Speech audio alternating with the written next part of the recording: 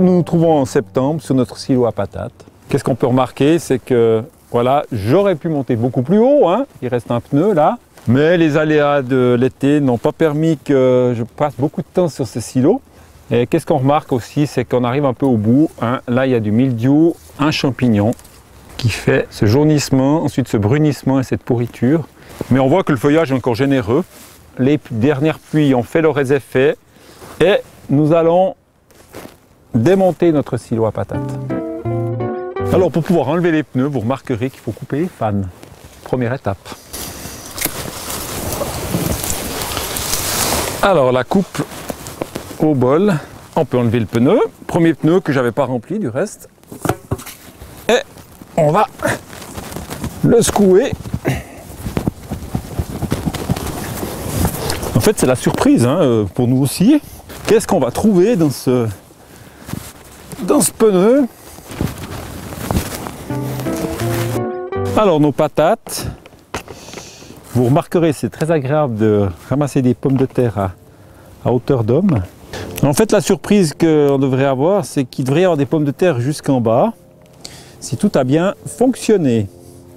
Là on est dans les parties jaunes, donc on a des petites pommes de terre. Et puis on devrait avoir des pommes de terre un peu plus matures en descendant. Alors toute cette bonne terre hein, qu'on va conserver, qu'on peut directement aussi mettre directement dans une brouette, eh bien on va l'utiliser pour autre chose que les pommes de terre, c'est-à-dire pour autre chose que des solanacées, de telle manière que ça ne soit pas vecteur de maladies.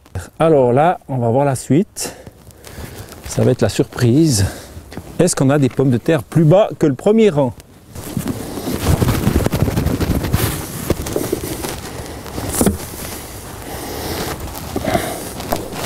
Ça a l'air magnifique là. On arrive aux plus vieilles. On se rend compte qu'il y en a.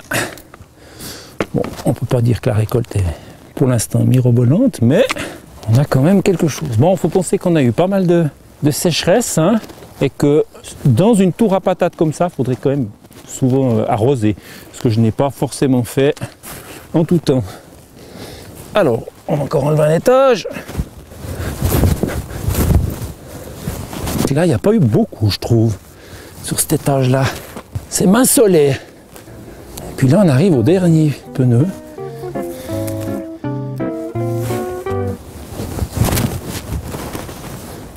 Là. Là. Ça, c'est des pommes de terre qui sont reparties en croissance. Là, ça, on est maintenant à la base.